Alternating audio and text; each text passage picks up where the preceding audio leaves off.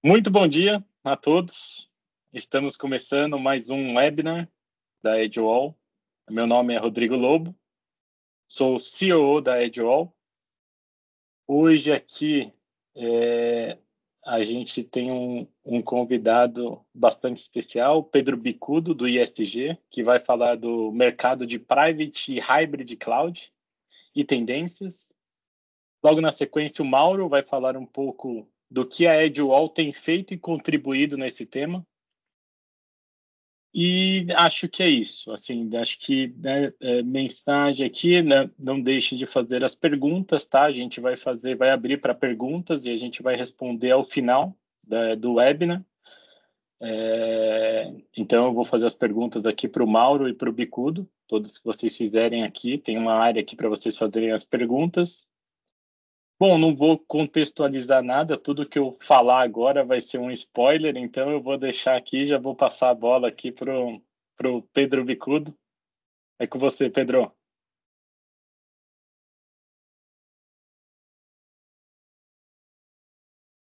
Pedro, acho que você está no mudo. Espero atender as expectativas de todo mundo. Esperem só um minutinho, que eu tive um problema técnico aqui com a luz. Vamos lá. Vou compartilhar aqui a minha apresentação, né?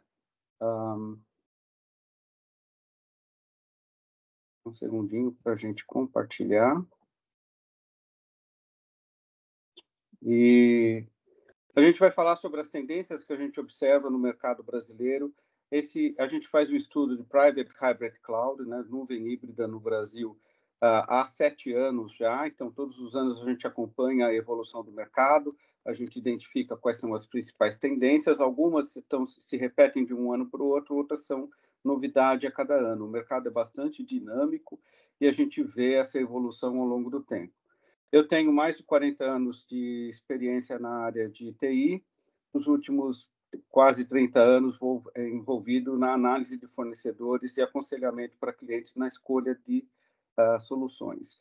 Então, a nossa apresentação vai ter essa pesquisa, uma rápida tendências da pesquisa. A gente vai falar sobre a dinâmica de mercado, observações, recomendações, e depois nós vamos ter o tempo de perguntas e respostas ao final.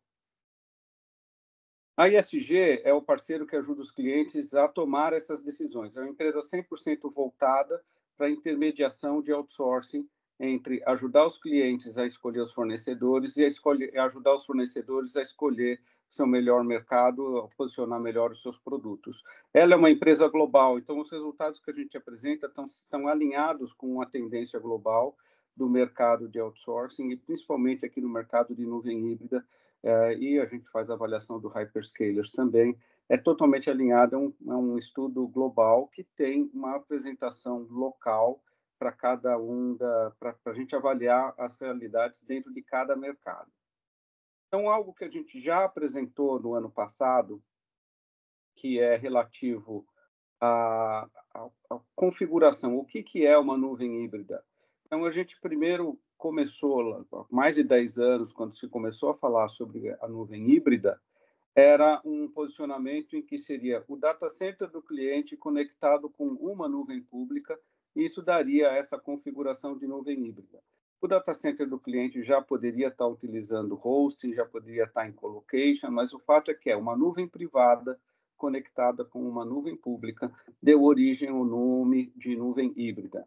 Isso é uma realidade que mudou muito nos últimos anos, principalmente nos últimos 5 anos, onde a competitividade das nuvens públicas é muito maior e hoje você tem um ambiente que é multi-cloud. Então, você não está mais conectado com uma nuvem, você sempre está conectado com 2 ou 3 nuvens.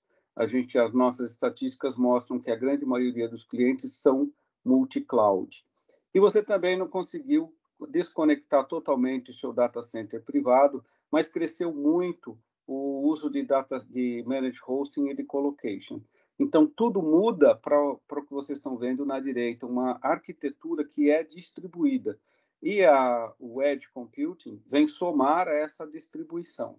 E quando a gente fala de IA generativa, a gente vai daqui para frente falar só Gen AI, quando a gente fala do Gen AI, é mais uma nuvem, mesmo que seja no mesmo fornecedor, porque você está usando um serviço de inteligência artificial que está hospedado muitas vezes em outro data center físico daquele mesmo fornecedor. Então, o GenAI aumenta essa complexidade de distribuição de nuvem. Então, a gente não vê a possibilidade dos clientes voltarem para o ambiente anterior, de ter simplesmente uma nuvem privada, porque esses serviços estão disponíveis na nuvem, principalmente GenAI é tipicamente de nuvem. E tem vários outros serviços que são úteis. Então, a nova arquitetura está baseada no SDDC, que é o Data Center Virtual. Então, a partir de uma plataforma de gestão unificada, você consegue enxergar as várias nuvens. Em cima dessa plataforma de data center virtual, você está usando Software Defined Network, Software Defined Configuration, Software Defined Local Area Network. Então, tudo definido por software, é a primeira plataforma. Em cima disso, você somou a automação, que a gente chama de AIOps, usar inteligência artificial e machine learning para identificar incidentes recorrentes, automatizar o troubleshooting, automatizar o provisionamento. Então, a partir desse dashboard, você provisiona serviços em qualquer uma das nuvens. Isso é a questão principal, de que para que você tenha esse data center unificado com AIOps, e daqui a pouco eu falo do FinOps, você precisa estar utilizando tecnologias que são nativas de nuvem. Então, a plataforma de gestão é nativa de nuvem, a automação é nativa de nuvem, e isso você não vai... Para você ter isso no seu data center privado, custa muito caro. Então, por essa razão é que a arquitetura distribuída de data centers em uma nuvem híbrida e multi-cloud é a presente e é o futuro. E isso demanda uma nova forma de fazer gestão que vem nascendo através de FinOps. Então, não é apenas você consolidar o faturamento, o custo das várias nuvens para poder controlar esse custo, mas é principalmente você poder administrar, governar esses recursos que estão em nuvem. Quem aprovou a criação de uma nova máquina, quem está utilizando os serviços, como você distribui esse custo para a área de negócios, são todos temas de FinOps. Eu vou falar um pouco mais adiante sobre isso. Então, isso é um slide que a gente já mostrou no ano passado, mas ele continua presente e continua ficando cada vez mais complexo do ponto de vista de terem mais nuvens para serem conectadas dentro do ambiente de um cliente. Essa conexão se tornou natural, porque você tem ferramentas para isso. Muitas vezes é até transparente para o usuário o fato de estar utilizando mais do que uma nuvem. Mas ela demanda principalmente alta conectividade e essa plataforma. Então, as principais questões que a gente avalia do ano passado para esse ano, né, de 2003 a 2024, como é que eu vou combinar essa hiperconectividade, conectar esses vários data centers diferentes, vários serviços diferentes, e ainda assim conseguir prover segurança para o usuário e segurança para essas instalações. Então, a hiperconectividade ela é necessária. Quanto mais conectado você tiver com o mundo, melhor é o desempenho dos negócios, melhor é a agilidade da TI, mas, ao mesmo tempo, você precisa trabalhar a segurança conciliada com todos esses pontos de conexão. Para isso existem diversas soluções, mas essa é uma das principais questões, uma das perguntas que a gente recebe, como controlar essa segurança. Como controlar o consumo e o custo das nuvens? O custo não é... Quando a gente fala de custo, a gente está falando do preço de um serviço. Então, o preço da máquina virtual, ela pode ser mais cara num provedor, mais barata no outro. Ela, geralmente, aqui no Brasil, ela é mais barata no hosting, mas não se basta apenas do custo unitário, e sim o consumo. O quanto eu estou consumindo desses serviços de nuvem. E à medida que esses serviços vão crescendo, vão aumentando, vai aumentando junto os custos. Então, quando a gente fala dessa alta distribuição, a gente começa a falar de 5G, nessa hiperconectividade, então adiciona um elemento de custo. A gente fala de edge computing, adiciona um elemento de custo. A gente fala de usar a inteligência artificial de nuvem, GenAI, aumenta o consumo de nuvem. A gente fala de usar mais analytics, real-time, aumenta o consumo de nuvem. Então, o consumo é algo que vem crescendo nas empresas e isso vem impactando o orçamento de TI, e as empresas precisam trabalhar um novo modelo de governança para poder controlar esse consumo e esse custo. E quais são as melhores plataformas para que a gente possa fazer o AIOps e o FinOps? É uma outra pergunta que vem e não existe uma resposta clara sobre isso, porque cada fornecedor de serviço está consolidando várias ferramentas, fazendo a integração dessas ferramentas e oferece o IOPS e o FinOps como um serviço. Ele está embutido no serviço de serviços gerenciados. E, por estar embutido, o cliente não consegue, ele sozinho, dizer, eu vou comprar esse produto e vou resolver meu problema de IOPS. Esse produto não existe. Existem vários que precisam ser integrados. Ou eu vou comprar a funcionalidade de AI, que vem junto com a operação, com a plataforma de operação, mas eu não tenho os dados. Eu preciso preparar os dados para treinar aquela machine learning. FinOps é a mesma coisa. Eu tenho vários produtos que precisam ser integrados. Eu não tenho um produto só que faça tudo. Então, as melhores plataformas elas estão desenvolvidas pelos fornecedores de serviço gerenciado, também chamados de MSPs. Como que eu vou equilibrar e distribuir melhor a nuvem privada e a pública?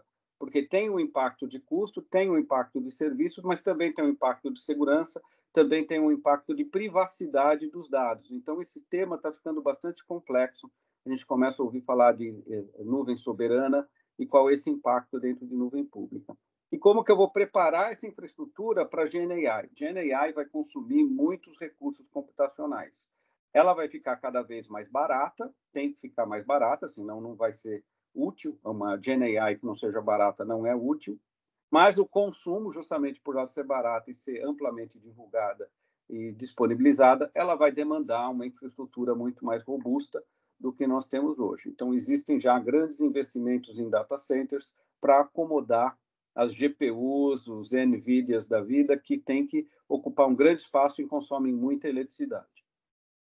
Então, como é que é essa evolução de inteligência artificial? Nós vemos isso em 3 estágios. O estágio que já passou, mas é uma inteligência artificial que continua presente dentro da automação que a gente utiliza, que é uma inteligência artificial que pode aprender. Ela faz você usa uma programação explícita para resolver um problema específico, por exemplo, identificar padrões da sua operação para poder automatizar o troubleshooting, automatizar a solução de problemas. É um uso explícito. Aquela programação ela está confinada a uma determinada função, uma determinada área de negócio, e ela tem adaptabilidade limitada. Ela é literal, ela faz exatamente aquilo que foi programada para fazer. O benefício é que todas as vezes que você usa, ela gera o mesmo resultado. Nós estamos vivendo um estágio intermediário, que começa a mudar aqui mais para a direita, mas esse estágio intermediário é uma inteligência artificial que pode aprender e repetir. Então, ela aprende a escrita e pode repetir a escrita. Isso permite que você tenha menos programação rígida e maior foco no conhecimento. Então, por exemplo, na IA do anterior, nós temos os chatbots que respondem a uma árvore de decisão. Então, se a resposta for A, você responde A. Se a pergunta for B, você responde B. Então, aquela é bem controlado aquela forma de resposta. Nesse segundo modelo, você começa a ter a inteligência artificial encontra respostas que não estavam programadas. Então, você tem um modelo mais conceitual, um modelo mais amplo, quebra um pouco os limites departamentais, você usa informação de diversas fontes. O que nós vimos no ano passado, que vem sendo o assunto top em todas as apresentações, a pergunta que não quer calar, é GenAI. GenAI ela pode criar e recriar. Ela usou os mesmos fundamentos das fases anteriores, aprender e repetir. Mas agora ela pode criar a partir daquilo que foi aprendizado. Então, ela cria, ela desenha, gera imagens, gera vídeo e imagina. A imaginação é talvez a limitação que nós temos hoje, porque você vai ouvir falar de alucinação. Então, se você faz uma pergunta aberta no prompt de GenAI, você vai receber uma resposta que não tem nada a ver com aquilo que você estava esperando, porque você abre a oportunidade de criar um texto ou criar uma resposta totalmente ampla. Então, você saber fazer os prompts é muito relevante na hora de você utilizar bem o GenAI. Ela expande os horizontes, sintetiza conhecimento e é uma fase que nós estamos vivendo de IA generativa. Precisamos ainda encontrar mais utilização para ela, porque hoje existe muita expectativa, a expectativa está altíssima, mas os usos práticos estão bastante limitados, a gente vai falar sobre eles agora. Então, o que nós vimos nesse último ano? Nos últimos 12 meses, o que nós vimos de uso prático de GenAI? nós vimos ela sendo usada principalmente em TI, menos do que em negócio, muito mais em TI. Então, ela é muito útil dentro da sua plataforma de desenvolvimento de sistemas, ela é muito útil para fazer documentação do código. Não é que você vai documentar tudo que você cria. Ela você só precisa usar essa função na hora que você vai dar manutenção no código. Justamente, então, se torna o contrário. Eu não preciso mais criar documentação, porque a IA generativa pode ler aquele código que já foi criado, explicar ele para mim, explicar o que ele está fazendo, extrair as regras de negócio. Isso está sendo muito útil, principalmente com soluções legadas, aplicações muito antigas. Por exemplo, eu vi declarações do pessoal que trabalha com COBOL, dizendo, olha, agora eu abro um programa e eu consigo, um programador jovem consegue entender a lógica, porque a GenAI vai explicar o que aquele módulo, o que aquela rotina está fazendo. Isso também serve para Java, também serve para as linguagens novas. Então, a explicação do código é um grande acelerador para o treinamento do programador. Não substitui o programador. Ele pode escrever partes de código, mas você precisa ter o programador que está dizendo qual é a lógica que eu vou seguir, qual é o fluxo lógico dessa aplicação. Escreve um query, me escreve um desenho de tela, me escreve um formulário. Então, ele automatiza o que você tinha que escrever na mão, né? Ele substitui a escrita, mas ele não substitui a lógica. Então, mas essa utilização está sendo bastante empregada, esses primeiros 4 tópicos que eu tenho no slide. Depois a gente vê o seguinte, ele tem muito mais utilização em teste e qualidade de software. Então, está sendo utilizado para ler o user stories e identificar gaps, coisas que está faltando para você poder fazer uma especificação. Ele consegue eliminar erros de sintaxe naquele código que você está escrevendo. Ele avalia a cobertura de teste e estão sendo muito utilizados para teste, inclusive porque você pode fazer agora teste em cima de imagem e teste em cima de texto, saber se a resposta que foi dada é a resposta correta, se a imagem que foi gerada é uma imagem correta. Então, isso vem habilitando bastante a redução de erros e aprimorando a qualidade do software. Muita gente, então, pergunta qual é o ganho de produtividade na área de sistemas. Então, tem gente falando de 40%, tem gente falando de 60%. São estimativas muito otimistas, porque medem especificamente o tempo do programador e não o tempo total do desenvolvimento do software, que inclui outras variáveis, outras questões que vão além do tempo do programador. Você tem a fase de desenho, você tem fase de teste, homologação, etc. Então, o ganho específico, ele é real, mas ele ainda não é sólido, não é uma questão muito bem consolidada. Nos negócios digitais, a gente vê o uso da GenAI atual, usado para robô conversacional. A diferença é que esse robô é diferente do chatbot. Nesse robô conversacional com GenAI, ele entende o contexto. Então, eu falo o meu nome, faço uma pergunta, faço a segunda pergunta, depois eu pergunto alguma coisa que necessita o meu nome, ele lembra o meu nome. Então, isso que é contexto, é uma GenAI que consegue manter aquele contexto durante uma conversação. A gente tem visto o uso para busca semântica, geração de imagem, edição de vídeo. Gerar texto, gerar imagem, gerar vídeo está sendo bastante utilizado em marketing para criar banners que você vê no Instagram, para criar propagandas que você pode ver na internet ou no celular. Então, é um tipo de uso. Ainda não é um marketing amplo, sofisticado, mas ele acelera muito a criação daquele banner, a criação da campanha, a criação do produto para marketing. A gente também vê sintetizador de voz, que você está vendo muito no Instagram, aquele artista, aquela pessoa que não sabe cantar nada, mas aparece com uma voz maravilhosa cantando uma música, está utilizando sintetizador de voz com GenAI.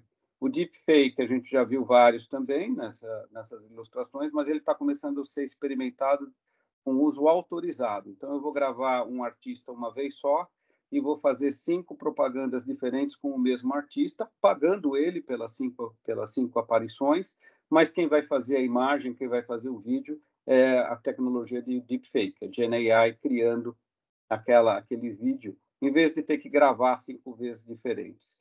Para isso, você vai utilizar APIs que consomem esses serviços que estão em nuvem e SDK para a sua área de desenvolvimento.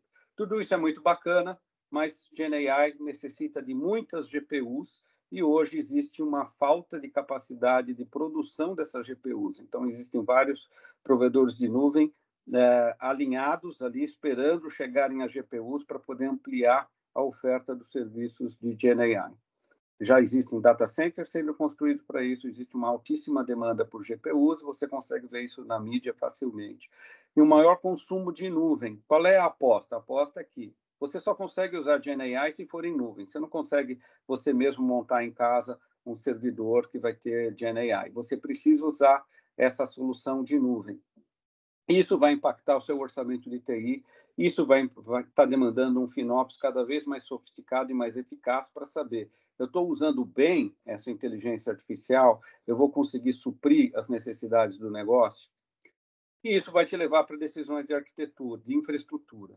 Então, dentro de infraestrutura, é muito comum me perguntarem, tem gente voltando de nuvem pública para nuvem privada? Não, não tem. O que tem é coisas que deviam ter ficado na nuvem privada e foi para a nuvem pública por causa da pandemia, porque você precisava fazer uma mudança rápida, ou porque você tinha aquele empenho de vou fazer essa economia com máquinas virtuais, não vou fazer o investimento em CAPEX e eu vou rápido para a nuvem pública. Quem foi muito rápido para a nuvem pública está descobrindo que tem tecnologias ou tem workloads que não vão bem na nuvem pública, ou porque fica muito caro, ou porque eu não preciso usar a integração da nuvem pública, não preciso usar a capacidade da nuvem pública, a escala da nuvem pública. Então, ele acaba voltando. Ele está voltando para hosting e ele está voltando para colocation. Ele não volta para o data center on-premise por conta daquilo que a gente mencionou antes, que é a conectividade, a hiperconectividade, acesso aos serviços de nuvem pública com baixíssima latência. Então, hoje, quando você usa serviços de hospedagem, de hosting gerenciado, seja da EdgeWall, seja dos concorrentes da EdgeWall, a grande maioria está em data centers que tem conexão de baixíssima latência com a nuvem pública, porque você precisa continuar usando os serviços de nuvem pública. E com o GenAI você vai continuar precisando. Mas se você tem serviços que são altamente regulamentados, tem muito segredo industrial, tem muita confidencialidade, você tem que fazer privacidade, é mais coerente que você trabalhe uma nuvem privada. Às vezes ela está configurada, uma nuvem privada está configurada em cima de uma infraestrutura de nuvem pública, mas ela continua sendo privada. Você tem soluções legadas, que por conta do licenciamento, por conta de ser um workload muito estático, a gente vê muito isso com o banco de dados Oracle e com soluções SAP, você já pagou aquele licenciamento. Quando você vai para a nuvem, a manutenção fica mais cara, a operação fica mais cara. Então, eles são mais adequados para bare metal ou para managed hosting. Bare metal pode ser dentro de uma infraestrutura de colocation, mas eles são mais propícios para se manterem numa nuvem privada. Já o Edge está crescendo bastante, principalmente no streaming de conteúdo.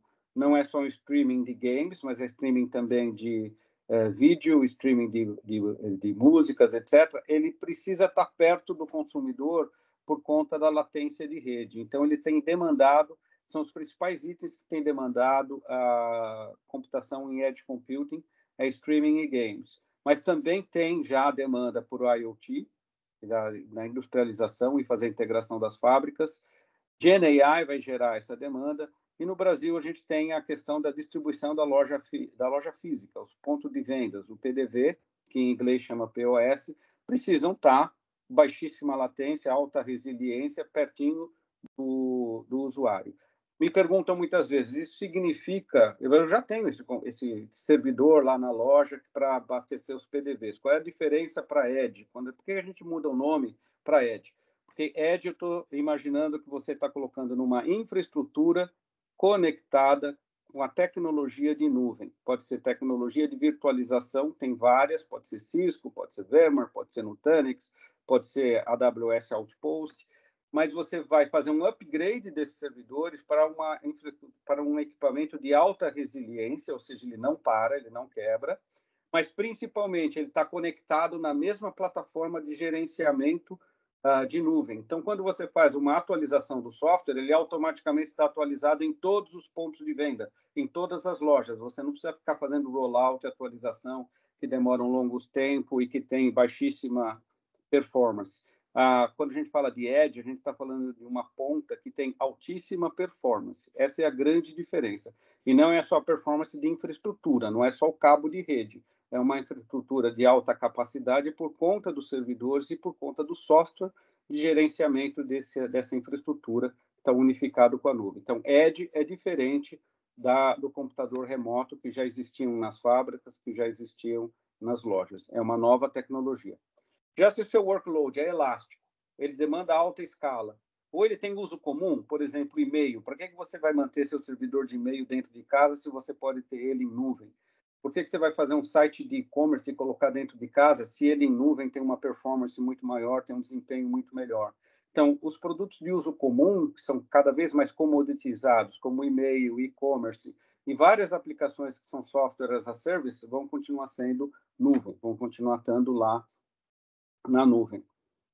E a nuvem pública sendo usada principalmente para os workloads que têm grande variação de demanda. É imprevisível você dizer quanto vai consumir de máquina na próxima Black Friday. Então, você ter essa capacidade, essa elasticidade na nuvem, ela é muito importante, ela é muito prática. Então, o que continua sendo, aproximando aí do nosso finalmente, o que continua válido desde 2022? Gerenciar mais de uma nuvem se tornou normal. Ele não é mais uma exceção, ele é o mais comum. Algumas pessoas perguntam, mas por que eu preciso pôr tudo, eu não posso pôr tudo numa nuvem só? Você pode, mas quando você põe tudo numa nuvem só, geralmente a sua TI não é muito grande. Mas se você considerar, eu pus tudo numa nuvem só, mas eu tenho o e-mail que está na outra nuvem, já é multi-cloud. Eu tenho tudo numa nuvem só, mas eu estou consumindo o Analytics da outra nuvem, ou eu estou utilizando o Salesforce para minha automação de vendas, ou eu estou usando aquela solução em SaaS para gerenciamento de empregados, ou para gerenciamento de frota. Você já se tornou multi-cloud. Então, multi-cloud ele é mais comum do que as empresas pensam inicialmente, porque inicialmente pensam que eu vou pôr ou tudo na AWS ou tudo na Microsoft, e não é isso, ela é distribuída por natureza. Os parceiros de nuvem dominam AIOps, eu comentei isso agora há pouco, e têm as melhores plataformas para fazer essa automação. A automação requer escala de operações, por isso que é muito difícil você ter um alto nível de automação dentro de casa. Eu usei MSPs que rodam isso para muitos clientes e muitas nuvens, eles têm plataformas mais avançadas de AIOps.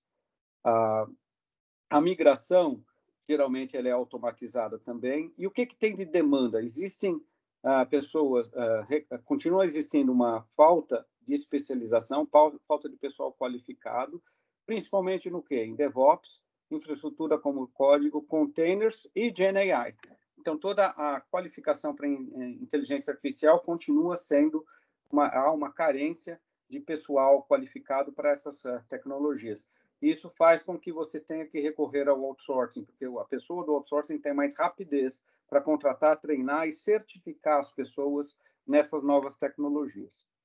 É muito comum fazer revisão de arquitetura para modernização de aplicações, então a mudança para a nuvem simples, que era só shift, né, só mudar o seu workload de on-premise para a nuvem, ele não gera mais os benefícios que você esperava. É necessário fazer uma modernização dessas aplicações para que elas possam usar os serviços de nuvem, que realmente são os serviços que trazem o valor agregado.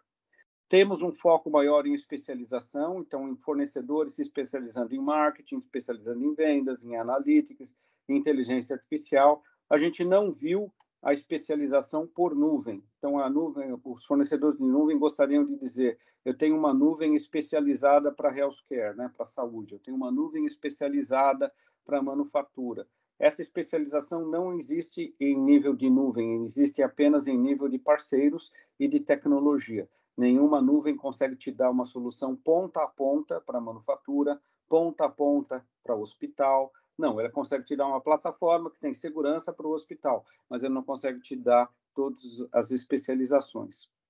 Tivemos muitos mergers e acquisitions nos últimos 2 anos, eles devem continuar em 2024, o mercado está aquecido para essa consolidação de empresas maiores comprando especialistas, por conta desse acesso a pessoal qualificado, e, ao mesmo tempo, você tem novas empresas nascendo todos os dias e ocupando esse espaço das novas tecnologias. E a gente vê esse avanço gradual de edge computing. Isso desde o ano passado. O que nós temos novo em 2023? nós temos uma crescente demanda por GenAI, tem uma altíssima expectativa. Mas o assunto mais forte, mais repetitivo, mais intenso no ano passado foi FinOps. É como é que eu controlo o custo explosivo da nuvem. Que à medida que eu abrir a porta para a área de negócio poder lançar serviços utilizando recursos de nuvem, eu perdi o controle dos custos. Então, o meu área de desenvolvimento hoje não tem mais um backlog por conta da infraestrutura. O cara precisa do ambiente de desenvolvimento, ele aperta um botão, ele cria. A área de negócio precisa utilizar mais, colocou mais usuários para consumir o CRM, colocou mais usuários para consumir o ERP, colocou mais usuários para o e-commerce, lançou mais páginas do e-commerce. Tudo isso vai, com apertar de um botão, criando novos recursos na nuvem pública e, portanto, gastando mais. Então, o FinOps deixou de ser consolidação do faturamento e passou a ser uma ferramenta de governança e compliance. Dizendo, ok, você vai subir uma máquina, ela está subindo com todos os tags de segurança, ela está subindo com todas as aprovações necessárias da área de negócio que vai pagar a fatura, ela está seguindo todas as configurações de compliance, está todos os controles de acesso a dados. Então, o FinOps passou a ser uma plataforma de workflow de aprovação, governança do uso, para que eu possa ter controle do custo. Não basta eu demonstrar o custo, eu tenho que demonstrar que eu estou controlando o custo e levar a fatura para quem tem que pagar. E esses avanços também estão levando. Então, por que eu também não faço demonstração de segurança? Por que eu não faço demonstração de conformidade com o ESG? Por que eu não faço controle de nível de carbono, emissão de carbono? Então, essas plataformas também estão avançando para ser demonstrativo, para poder auditar e demonstrar compliance. E os MSPs investiram muito em treinamento, cresceram em certificações. No Brasil, um crescimento bastante elevado de certificações nas principais nuvens. O que nós temos de mudanças em 2023 que a gente não tinha visto antes? A gente não tinha visto clientes mudando de nuvem pública. Sai da Amazon, vai para a Microsoft, sai da Microsoft, vai para o Google, sai do Google, volta para a AWS. Nós começamos a ver uma facilidade de mudar workloads entre as nuvens públicas. E isso é algo novo no mercado que está também impactando os próprios MSPs, que veem isso numa oportunidade, mas, ao mesmo tempo, tem que ter certificação em várias nuvens. O mercado focou muito no controle de custos e parou de ter, em 2023, parou de dar atenção à inovação. Com exceção de GenAI, não teve muita evolução de inovação no ano passado por conta dessa preocupação com custos. E alguns, como eu comentei, alguns estão voltando de nuvem pública para nuvem privada por conta de licenciamento e custo. Melhor gestão dos custos, melhor gestão desse licenciamento. É basicamente isso que a gente teve. Passamos aí 3 minutos do total. Então, quais são os pontos de atenção e os desafios que você precisa ter? Explore os serviços de nuvem pública. Compreenda o que cada uma tem de especialização. As nuvens vão ser cada vez mais especializadas. Não é uma que serve para tudo. É por especialização. Experimente e desenvolva a GenAI. Você precisa ter controle, você precisa saber o que é, você precisa saber utilizar. Use controle de custos multiplataforma e entenda os benefícios de Edge Computing integrado à nuvem, que é diferente da sala de computadores ou da sala de servidores. Edge Computing é um data center mesmo, embora ele não tenha os mesmos requisitos de temperatura, ar-condicionado, etc., mas ele é integrado, ele é uma plataforma realmente de data center. Os desafios: entender os custos de GenAI e estabelecer um orçamento para GenAI. Esse tem sido o principal problema de as pessoas desenvolverem o GenAI mais rápido, que é quem é que paga a conta, quem é que paga o projeto, porque quem vai se beneficiar é o negócio, não é a TI. Mas quem tem que fazer é a TI, não é o negócio. Então, estabeleça um orçamento para GenAI, você tem que estabelecer uma governança para isso. Unificar a segurança multiplataforma, fazer melhor controle de acesso aos dados, inclusive dados que vão para GenAI. GenAI não pode consumir os seus dados privados, seus dados confidenciais, ele tem que residir na sua nuvem privada, e o acesso pessoal e do pessoal qualificado para a nuvem GenAI. É isso que a gente tinha, Lobo. Passo de volta para você a palavra. Vamos aguardar as perguntas depois. Boa. Vou passar agora aqui para o Mauro, que vai falar um pouquinho aqui da Edge e mostrar aqui o que a gente tem feito nesse tema aqui também, bem rapidinho. Legal. Ok. Vai lá, Mauro. Bom dia, Lobo. Bom dia a todo mundo. Falar disso aqui para a gente é super empolgante, né? Assim, bom, meu nome é Mauro, eu sou responsável pelo Innovation Studio de Edge Computing, Cloud Distribuída e IoT aqui na Edgewall, onde nós utilizamos a tecnologia para criar soluções eficientes, que não apenas atendem à necessidade atual do cliente, mas também atuando na vanguarda da tecnologia, buscando antecipar esse futuro, de tudo isso que o Bicudo mostrou para a gente, que o mercado já está se movimentando e tudo se transformando de uma maneira assim bastante importante nesse momento. Bom, na mesma linha, estou aqui para compartilhar como a gente consegue capacitar as empresas com nosso expertise em serviços gerenciados, que passam desde do expertise da infraestrutura mais clássica, cloud computing, edge computing, IoT e todos os serviços que a gente envolve nesse mundo.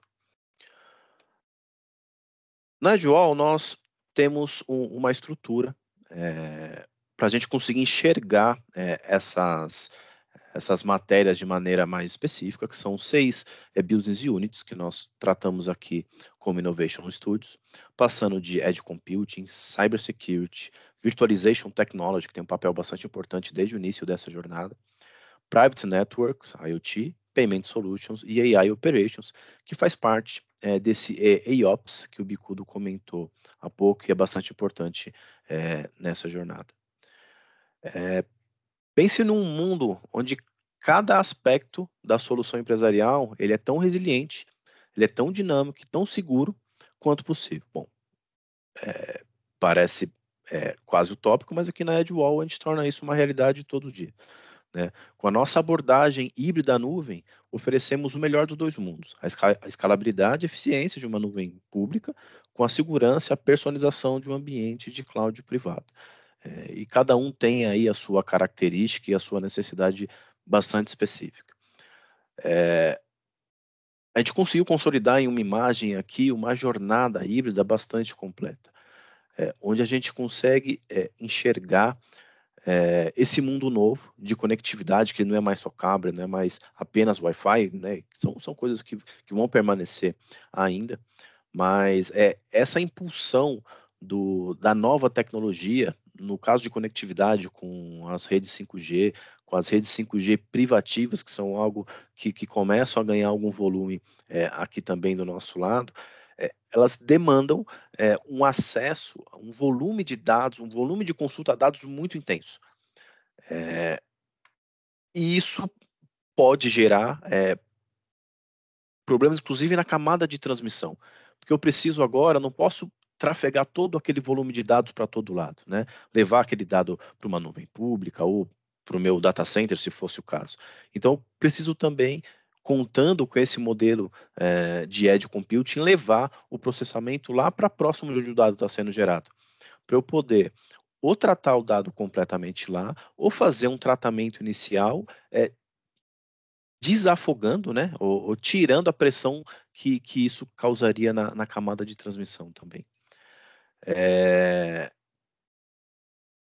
Com AI Operations, por exemplo, e isso é bastante importante, ele consegue, através de serviços gerenciados de ponta, aliviar as empresas da complexidade tecnológica. Assim, com serviços do próprio AI Operation, associados ao serviço de NOC, sem esquecer, claro, do ambiente de segurança, com SOC e ferramental também, possibilitar essa jornada para o mundo novo de maneira segura. A gente não pode abrir mão da proteção dos dados, né? Em atendimento até a questões regulatórias, e LGPD é um exemplo delas, oferecendo recursos especializados para esse ambiente digital, especialmente o ambiente digital distribuído. Né? Isso tudo pode ser transformador para o ambiente de TI, que as empresas já utilizam, mas precisa considerar também a importância dessa abordagem para as novas tecnologias. As que estão crescendo aí dessa maneira mais acelerada. O uso corporativo do 5G, por exemplo, ele começa a ser uma realidade. E esse volume novo de dados capturados, quando eu começo a tratar aqui visão computacional, quando eu começo a tratar a leitura de um IoT, agora um IoT modernizado, mais capacitado e já renovado para trabalhar com essas novas tecnologias, tudo isso exige muito da infraestrutura de TI. E aqui eu estou falando muito de coleta de dados, mas aí chega o assunto que é o top 1 em todas as mesas de discussão, e esteve presente aqui por quase toda a apresentação do Bicudo, que é a GenAI. A GenAI, ela é transformadora, ela mostrou que ela vem para ficar, que ela vai trazer uma série de novos casos de uso, facilidade de serviço, e tudo isso a gente já começa a enxergar com bastante clareza. Mas qual vai ser o impacto disso para a infraestrutura? E aí que a Edgewall também entra para poder apoiar vocês com o gerenciamento dessa infraestrutura, para poder apoiar nessa coleta de dados, que ela começa a ser cada vez mais intensa e mais distribuída, para você poder fazer análise disso, seja na nuvem ou parcialmente dentro do seu ambiente. Então, o que era a infraestrutura hoje está se transformando, né? Todas as tecnologias, elas podem ser utilizadas, mas a forma como você monta um ambiente de infraestrutura de TI adequado ao seu negócio, acho que isso é muito importante para você ter uma eficiência financeira no final do dia. FinOps, né, como a gente já comentou aqui, ele é assim, o cuidado com os custos, mas o cuidado com os custos ele passa, quando eu falo em um modelo de nuvem, especialmente você conhecer e poder configurar o seu ambiente de infraestrutura da maneira mais adequada para você gerar uma economia não apenas na ausência do uso, mas você usando de uma forma mais específica. Você conseguindo não gerar gargalos e não ter folgas no seu tipo de utilização na nuvem. Esse uso mais moderno também, esse uso mais inteligente, ele é uma necessidade, né, e vigorou aí no ano passado para grande parte das empresas, e é algo que a gente também enxerga como essencial. Temos inclusive uma área de FinOps aqui focada nesse tipo de tratamento. O tratamento não é apenas financeiro, ele é a execução técnica, a execução da arquitetura em benefício de você ter uma eficiência financeira. Então, esse conjunto de tecnologias que nós criamos e está bastante consolidado nesses últimos anos, é um grupo de ofertas que a gente consegue trabalhar em conjunto com nossos clientes e chegar nessa arquitetura que a gente gosta de chamar aqui de arquitetura estado da arte. E é isso, me conte com a Edgewall sempre que vocês precisarem. O mundo tradicional muito bem resolvido, mas o mundo novo e como se preparar para ele, a Edgewall é 100% capacitada para andar em conjunto e ser seu parceiro nessa jornada. Acho que essa era a mensagem, Lobo. Muito bem, é isso então. Agradecer o Bicudo. Essa imagem, a última imagem, né, Mauro, acho que resume bastante também tudo que foi falado, né, do ponto de vista de private, de mundo híbrido, né, atender as necessidades, né, e colocar numa arquitetura, na verdade, colocar numa arquitetura que atende às necessidades de negócio do cliente ali, né, então, e vai passar por tudo, né, desde lá da fabriquinha, desde o sensor, desde o IoT, passando por Edge Compute, pela nuvem privada, pela cloud, pela multi-cloud. Então, aqui é um desenho que resume bem toda a experiência híbrida, né? E esse pacote de ofertas é algo que a gente fala dia após dia, né? Ele passa a fazer sentido quando gerar benefício para o cliente, né? Se isso não gerar o benefício para o cliente, seja financeiro, seja operacional, deixa de fazer o sentido que a gente espera. Então, é exatamente isso. Boa, nem 8 nem 80, né? Híbrido, né? O mundo é híbrido, a tendência. Exatamente. Muito bem. Bom, tem algumas perguntas aqui que me pediram aqui para fazer, né? Também estou com acesso aqui, perguntas e respostas, e aí, Suzane e Marcela, me ajudem aqui também a colocar no nosso chat aqui as outras perguntas. Mas vou fazer a primeira aqui. Vocês acham Não, né? Vocês podem vocês dois também responder, mas vocês acham que a tendência é cada vez mais descentralização para a ponta, né? Para o Edge Compute? Quer que eu comece aqui, Bicudo? Pode começar, né? Muito bem. Acho que sim, essa é a tendência. Levar o processamento para a ponta, ele é uma consequência. Quando a gente evolui a camada de conectividade, a hiperconectividade, como o Bicudo trouxe há pouco, não é transparente, isso gera consequências, né? Então, essa hiperconectividade, ela vai fazer com que eu consuma um volume de dados muito grande e nem sempre eu consigo conviver com o transporte desse dado até um centro de processamento para depois devolver novamente para quem está consumindo esse dado. Então, esse tempo de resposta para uma série de aplicações, ele gera problemas de latência, quando eu falo numa indústria, de experiência do usuário, às vezes, quando um cliente de streaming está precisando ouvir uma música, assistir um vídeo. Então, ele é uma tendência, né, uma realidade. Então, conforme a conectividade evolui, o processamento precisa evoluir e nada mais natural do que ele ficar mais próximo aí da fonte dos dados e de quem está utilizando. Eu acho que é nesse sentido mesmo. Que é importante as pessoas entenderem aquele aspecto de que Edge é diferente da computação distribuída do passado. Então, a gente não está falando de client-server, a gente não está falando de ter um operador em cada data center Edge. A gente está falando de uma infraestrutura que senta lá na ponta, mas você administra centralmente de um dashboard centralizado, o SDDC que eu comentei, e, portanto, você vai pôr aquele workload, o servidor, o hardware, no lugar que é melhor, no lugar que tem a melhor conectividade, que tem a menor latência, tem melhor desempenho da aplicação e melhor experiência do usuário. Então, o que vai levar não é se fisicamente é distribuído ou não é distribuído, mas é a liberdade de eu poder dar a melhor experiência para o usuário, o melhor serviço, e para muitas aplicações ela vai ser distribuída. Então, hoje a gente, como eu citei, gaming é bem marcante isso, né?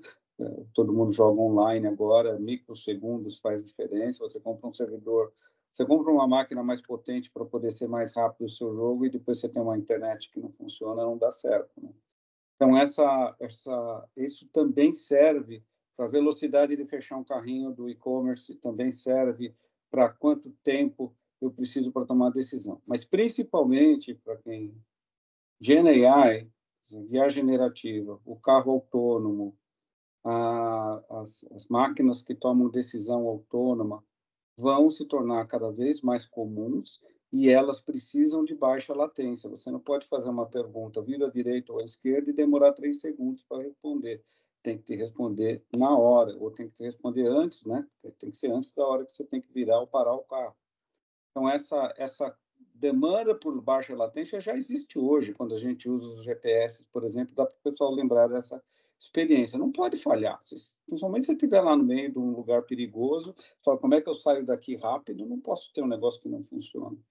E essa resiliência está sendo resolvida com 5G, ainda tem áreas de cobertura que vão crescer, mas aí, tendo essa infraestrutura que atende e você tendo a ferramenta de gestão centralizada, você vai conseguir ser mais eficiente do que concentrar tudo num lugar só. Costumo brincar, aqui na região entre São Paulo e Campinas tem 12 data centers de nuvem pública. Se você expandir um pouquinho a área, dá 15. Então, assim, não pode ser tudo centralizado num lugar só, não faz sentido, né? Mas você vai continuar tendo um grande ERP que 3 segundos de resposta de tela é ok, ele vai continuar centralizado. Mas para as aplicações que dependem de uma experiência de usuário melhor, você vai acabar pondo distribuído. E você tocou num assunto bem importante, né, Bicudo? Geografia, né? Brasil tem uma característica a mais, ela é gigante, né? Então, quando eu penso em conectividade para um ambiente fora aqui do nosso eixo Rio-São Paulo, mais no edge do país, né, ali falando de Pará, falando ali de Amazonas, eles não conseguem depender de que o pacote dele venha a ser processado aqui no Sudeste, por exemplo. Eles precisam de uma solução que atenda a eles lá. Boa. Tem mais uma perguntinha aqui, e essa com GenAI. O GenAI deve contribuir para o avanço do Edge Computing? Ainda em cima do tema também Edge Computing, mas com GenAI. Eu acabei de comentar, sim. Se você vai ter uma TI conversacional, ela tem que ser rápida. E ela tem que ser contextual, né? Não dá para ser centralizada. Ao mesmo tempo, como eu comentei, os enormes data centers para GenAI também não podem ser descentralizados. Você tem um investimento em GPUs, etc., que é muito intenso. Então, o que a gente vai ver mais também a GenAI vai ser distribuída, ou seja, modelos que residem no Edge e outros modelos que, provavelmente quando está aprendendo, os modelos de aprendizado mais centralizados, os modelos de interface mais distribuídos. Boa. Tudo bem. Só para completar, eu digo que GenAI, né, é indiscutível, né, picudo 100%, mas acho que ela também vai contribuir, né, porque tem muitas coisas acontecendo quase que simultaneamente, e aí falando do 5G, que está numa fase ainda crescente, e ele vai se estabelecer em algum momento, e as outras tecnologias que chegam também, e as novas aplicações, e elas são outros consumidores ainda do Edge Computing. Então, acho que GenAI é mais um, né? Ele é mais uma bandeira que vai acelerar a adoção do Edge Computing. Boa, e a última pergunta, só para a gente finalizar então. Vocês acreditam que o on-premise vai acabar? Aí depende muito do tamanho, né? O on-premise do Bradesco vai acabar, o on-premise do Itaú vai acabar.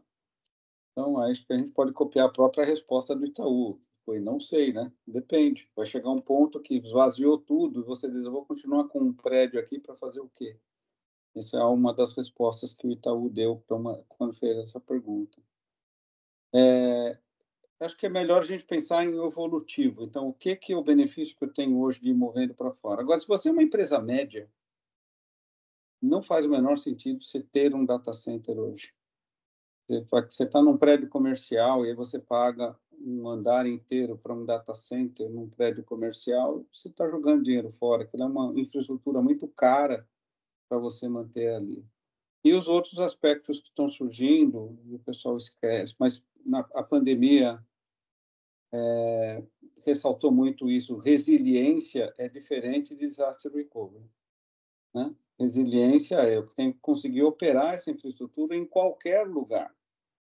Se eu tenho o meu data center on-premise, eu não consigo operar com o meu pessoal remotamente. Eu tenho que continuar tentando. Alguém tem que ir lá para manter a luz acesa. Então, o compliance, o gasto de carbono, o consumo de energia, a segurança, a segurança do ponto do acesso físico e essa resiliência não é a nuvem que vai acabar com o data center, são esses fatores que vão acabar com o data center. Não é economicamente viável você construir um data center hoje.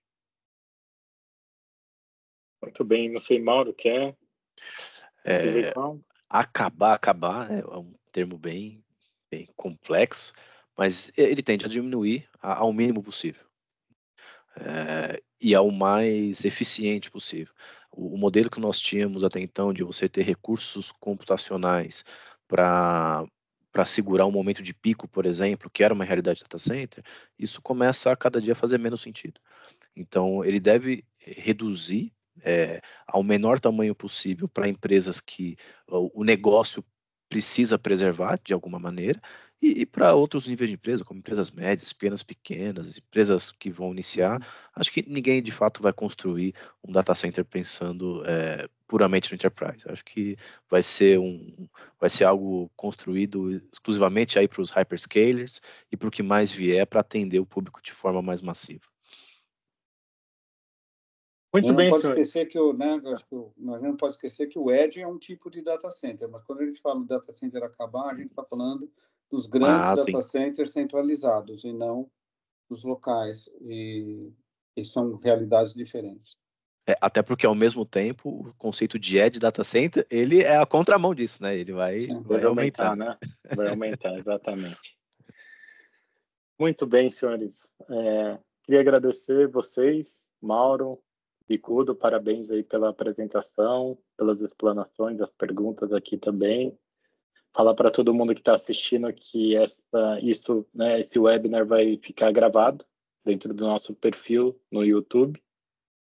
E qualquer outra pergunta que vocês tenham, acessem esse QR Code e falem conosco, que a gente, com o maior prazer, a gente vai tirar todas as suas dúvidas.